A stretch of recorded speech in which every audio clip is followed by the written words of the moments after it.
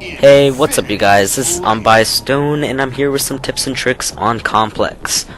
First off, I want to apologize for my voice. I'm currently getting over a cold, so my voice might be a bit weird, I guess. Anyway, let's start. The first thing you want to keep in mind when you're playing Complex is that this is a very open map. That means you can get shot from multiple angles. Now with that in mind, you want to make sure that you're always aware of where your opponents are spawning and try to protect their next spawn. You can do this by quickly either looking at the map for your teammates or look for their service tags. Where your teammates are is probably not where the enemies are going to spawn. Looking back at one of Halo Reach Tutor's videos, he says to look for negative space. What that is essentially where your teammates are not. Look for areas that there are no people, and preferably that is their side of the map. That's where they're most likely going to spawn. By using this information, you could potentially spot one of them spawning and get a quick and easy kill. Now for Complex, you can do this most successfully by controlling the big roof near Big Spawn.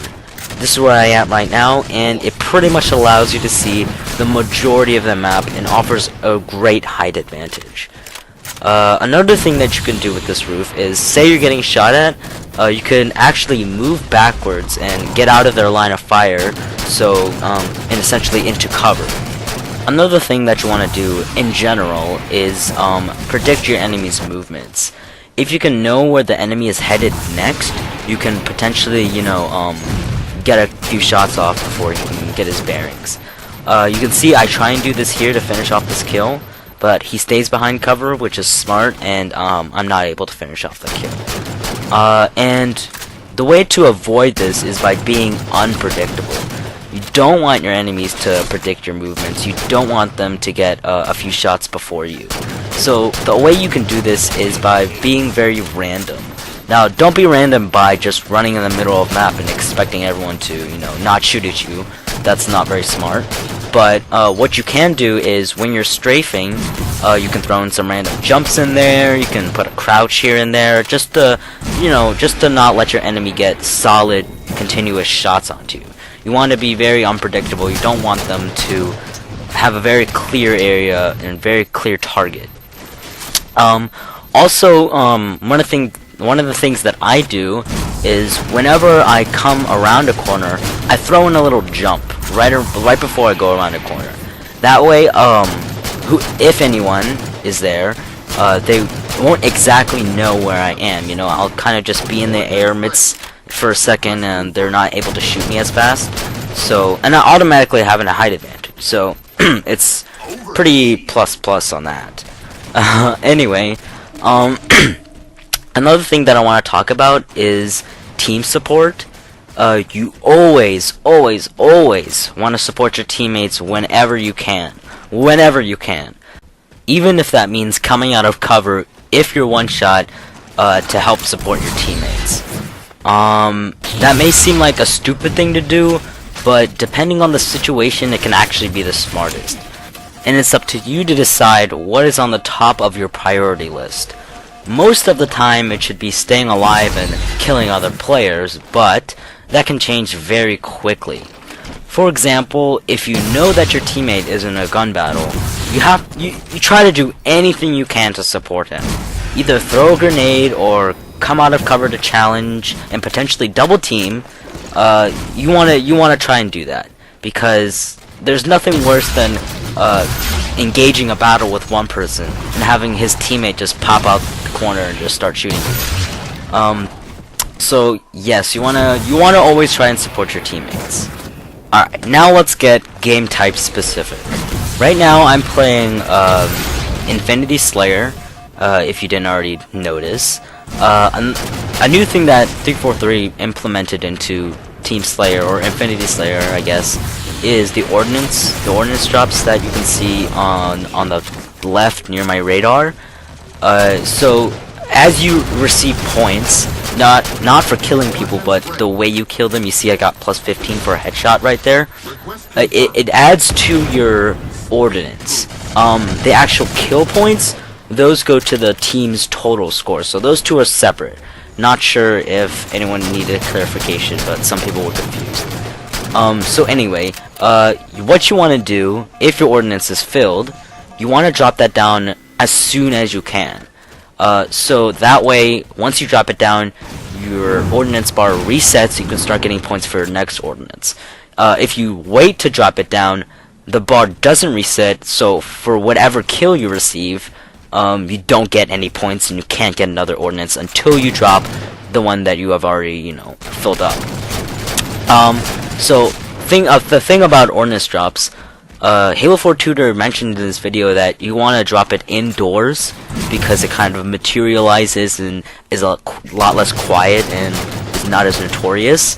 And that is true. You do want to hold on. I just want to acknowledge that awesome grenade I did right there. It's awesome Hail Mary. Anyway. So if you can, try to drop ordnances indoors because they're a lot less noticeable. And you can actually, they're just a lot less noticeable, so your teammates aren't exactly able to pinpoint your location. With that being said, say you've filled up your ordnance bar, right? But you're still in the middle of a gun battle. Finish off that kill and look for a place where you know you're just gonna be lingering around and gonna be for at least a couple of minutes, or not a couple of minutes, a couple of seconds, I guess. So you want to drop that down in an area. For example, right now you want to drop that on the big roof. But if it's not, advantageous to pick it up immediately, you don't have to, because that will never disappear unless someone steals it. But that's another case. You can drop it down right here on this roof and just wait until it becomes, more logical to pick it up. For example, you can drop down an overshield, and if you're not being overwhelmed, you don't have to pick it up yet. So that's another thing. That's another way to get your ordnance bar filled up faster. Now I want to talk more about what you should do on Complex a little more specifically. I've already mentioned that you should always control this big roof. That's very important. But you can also put someone by the smaller roof near red spawn. By doing that, you can pretty much have the entire map covered except for a few parts inside buildings. But even if you don't, you want to always make sure you're looking kind of in that direction for any other players that might be stationed there. Right now, there's a guy with a light rifle who's just really being a nuisance for me right now, so just make sure you keep that tower cleared if you're not going to put anyone up there, because that can make for a very bad experience if you're controlling blue tower. But yeah, there's not much else to Complex. You just want to, control the big roof. You want to look out for a small roof. Also, you want to look out for blue building, which is the building to my right now. Sometimes, if you're just completely dominating on both roofs or even one roof, the other team kind of likes to just sit in there and just, wait it out and wait for you to push them, but you don't want to. You just want to kind of wait for them, because if they're just camping in there, you most likely have the lead, so you don't really need to worry about, getting the lead if you die. So just wait for them. They'll eventually budge and they'll come out, because you don't want to push there, because a lot of power weapons spawn in that building. The scattershot spawns in there, sword spawns very close to there, railgun spawns pretty close to there, rocket spawn close to there. So just another place to keep in mind. But yeah, you wanna try and control big roof. That's pretty much the most important thing right now. Also learn callouts for maps. That's very important. Ties in with team support. You want to call out where the enemies are. Also make sure not to push up too far, because if you push up really far, they'll end up spawning behind you, and you don't want that, because they can probably just jetpack up to small tower or small roof and just start shooting at you. So don't push up. A lot of people really like to be aggressive. Don't be that aggressive. You don't need to. So that's gonna do it for this video. I hope you enjoyed. I hope you learned. And I'll see you guys next time. Oh, also, before I go, I want to give a huge shout out to Halo 4 Tutor for mentioning me in his twice already in his videos. It's given me hundreds of subs. Well, not hundreds. I'm getting ahead of myself, but he gave me a lot of subscribers, and I'm really appreciative of him. Make sure to subscribe to him. I'll put an annotation on the screen right now. Also, make sure to subscribe to Halo KTS. They make great videos, far better than mine, so definitely watch them. And yeah, that'll be it for this video. See you guys later.